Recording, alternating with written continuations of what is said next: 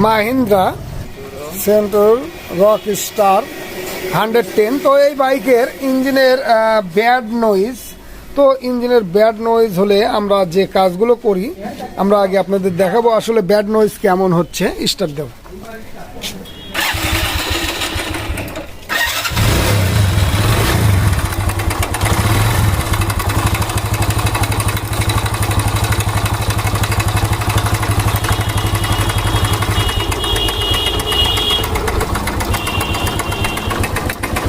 তো এই ব্যাড নয়েজগুলো যে কারণে হয় এবং যেভাবে রিমুভ করবেন অর্থাৎ ঠিক করবেন সেটা আপনাদের দেখাবো।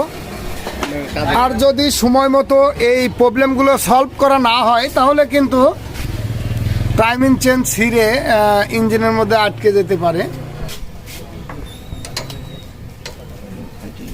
তো এই একই সাউন্ড কিন্তু হুন্ডা ডিম নিউ, লিভো এবং হিরো স্প্লেন্ডার প্লাস CD80 এবং যে ইঞ্জিনগুলো পাড়া ইঞ্জিন বলা হয় এবং খাড়া ইঞ্জিনেও যেগুলোতে টাইমিং চেন আছে এগুলোতে কিন্তু একই সাউন্ড হতে পারে।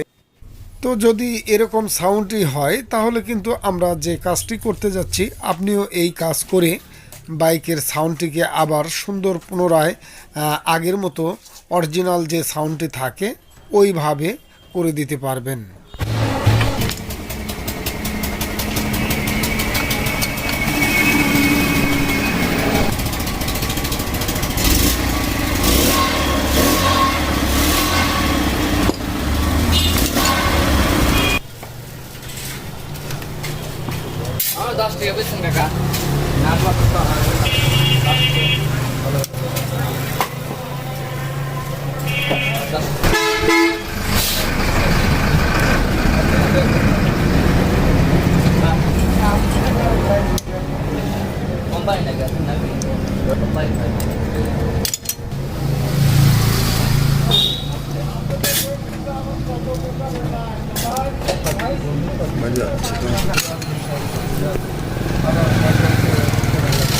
Cuidado.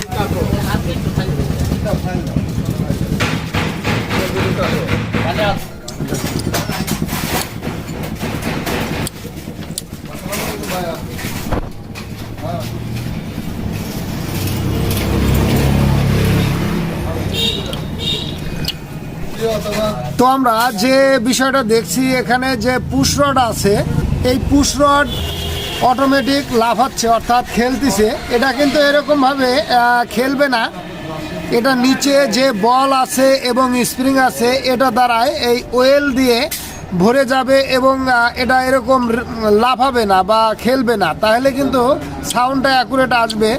তো আমরা পুশ রড দেখব।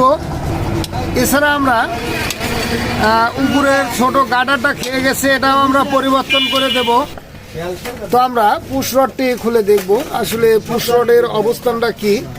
এখানে কিন্তু পুশ রডের যে বল থাকে নিচে, এই বলটার এই জায়গায় যদি লিক করে, এই বল যদি লিক করে তাহলে কিন্তু ওয়েলটা ধরে রাখতে পারে না, যার জন্য এই জায়গায় লাফায় এবং ইঞ্জিনের ব্যাড নয়েজ আসে।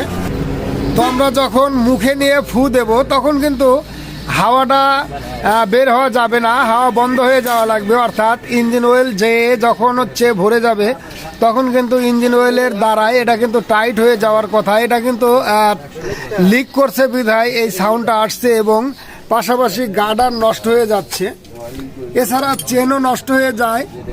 আর অতিরিক্ত যদি এরকমভাবে খেলতে থাকে তাহলে চেনটা পড়ে গিয়ে ইঞ্জিনে আটকে যাওয়ার সম্ভাবনা থাকে। তো আমরা এগুলো কাজ করে দেব। তো যদি এরকম সাউন্ড হয় আমরা আগে ভালোভাবে পর্যবেক্ষণ করে দেখব যে পুশ রডটি নষ্ট হয়ে গেছে কিনা, পুশ রডের হাওয়া বের হয় কিনা। তো এগুলো কিন্তু দেখলেই হবে। তো আমরা পুশ রড এবং গার্ডার নিয়ে আসাবো, আপনাদের দেখাবো কিভাবে চেক করবেন। এছাড়া আমরা কাজের সময় এগুলোও কিন্তু লক্ষ্য করব এখানে কিন্তু গার্ডারের মাথাটা নড়তিছে, এটা আমরা ঠিক করে দেব। কাজের সময় যদি আমরা এগুলো দেখে না দেই তো এটা শুধু ঠিক করলে হবে না, এটা কিন্তু খেয়ে গেছে, যার জন্য কিন্তু সাউন্ড অ্যাকুরেট হবে না। আর যদি আমরা পরিবর্তন করে দেই তাহলে অ্যাকুরেট হবে, তো আমরা এটা পরিবর্তন করেই দেব। তো এরকম যদি খেয়ে যায় এবং ভেঙে যায় তাহলে কিন্তু টাইমিং চেন ছিঁড়ে ইঞ্জিনের সাইড ভেঙে যেতে পারে। তো এর জন্য আমরা নতুন টাইমিং চেন টেনশনারটাকে লাগিয়ে দেব। তো আমরা নতুন টেনশনার এই পাতিটি লাগাচ্ছি, যদিও জং ধরে আছে, এটার কিন্তু অ্যাকুরেট মাপ আছে বিধায় আমরা এটা লাগাবো। তো আমরা প্রতিটি অংশই কিন্তু মাপগুলো খেয়াল করি, মাপগুলো দেখে নেই যে বোল্টটা কতটুকু বের হবে এবং আমরা যেটা নিয়ে আসছি সেটার কতটুকু বোল্ট বের হবে। তো আমরা নতুনটারও এইভাবে মাপ দিয়ে দেখে নেব, যেহেতু কাজের ক্ষেত্রে অনেক সময় যদি বোল্টের জায়গাটা বেশি গ্যাপ হয় বা বেরিয়ে আসে তাহলে কিন্তু এই টেনশনারটা কাজ করতে প্রবলেম দেখায়। তো আমরা যখন নতুন পুশ রড নেব তখন কিন্তু এইভাবে আবার ফু দিয়ে দেখে নেব যে হাওয়া লিক করে কিনা। যদি হাওয়া লিক করে তাহলে কিন্তু আপনার অ্যাকুরেট কাজ করবে না। তো আমরা এভাবে কিন্তু দেখে লাগাবো।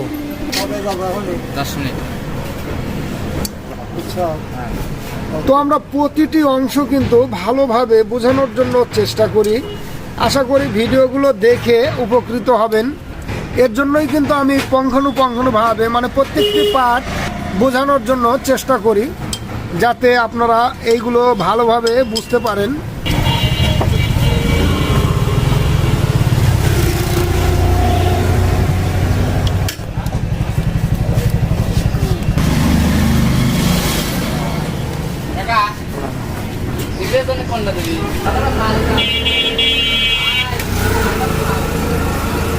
তো আমরা যখন এই পুশ রড সেটিং করব আমরা যেন সফট স্প্রিং ব্যবহার করি, এতে করে কিন্তু চেনের উপরে প্রেশার পড়বে না, সাউন্ডও ভালো হবে।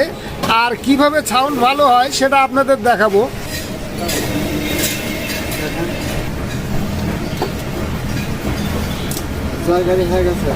তো এই পুশ রড সেটিং করার পরে যেভাবে পুশ রড শক্ত হয়ে যায় সেটা আপনাদের দেখাবো, কিভাবে এই পুশ রডটি আবার শক্ত হয়ে যায়।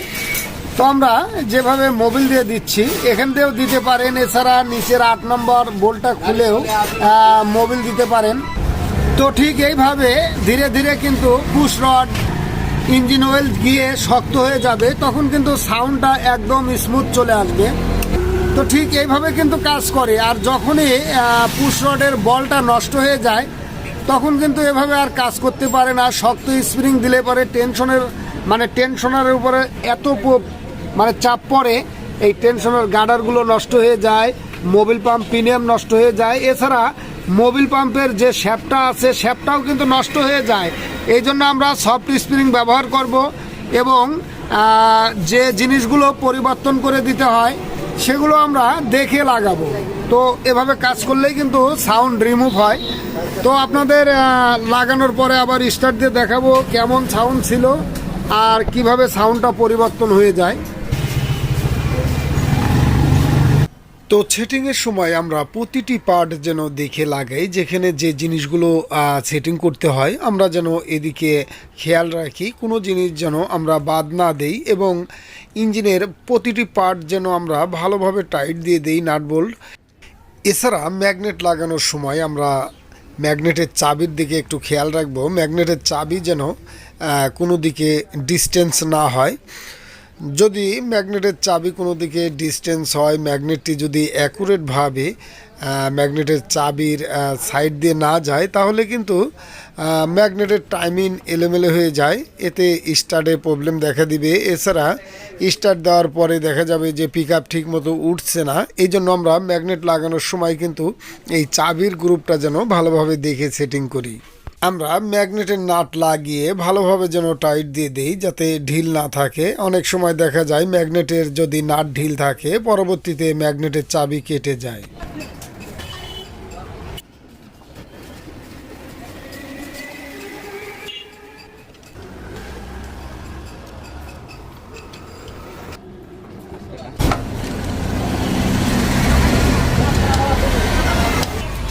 আমরা বাইকটিকে স্টার্ট দিয়ে দেখাচ্ছি এখন কেমন হলো।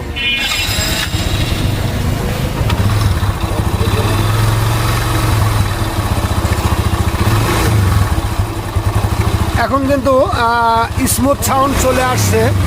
এছাড়া আরেকটু যখন টেনশনারটা টাইট হয়ে যাবে তখন কিন্তু একদম সাউন্ডটা রিমুভ হয়ে যাবে।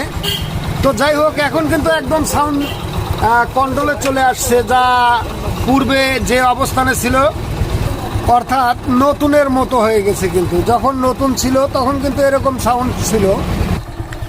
সো বাইকটাকে আমরা একটু ফাঁকা জায়গায় নিয়ে আসলাম আপনাদের সাউন্ডটা শোনানোর জন্য।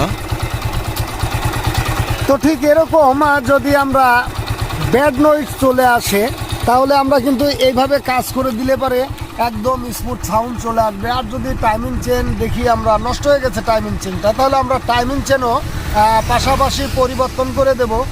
আর যদি টাইমিং চেন ভালো থাকে তাহলে আমরা যে কাজটি করলাম এই কাজটি করলেই হবে। তো ধন্যবাদ সকলকে, ভালো থাকুন, সুস্থ থাকুন।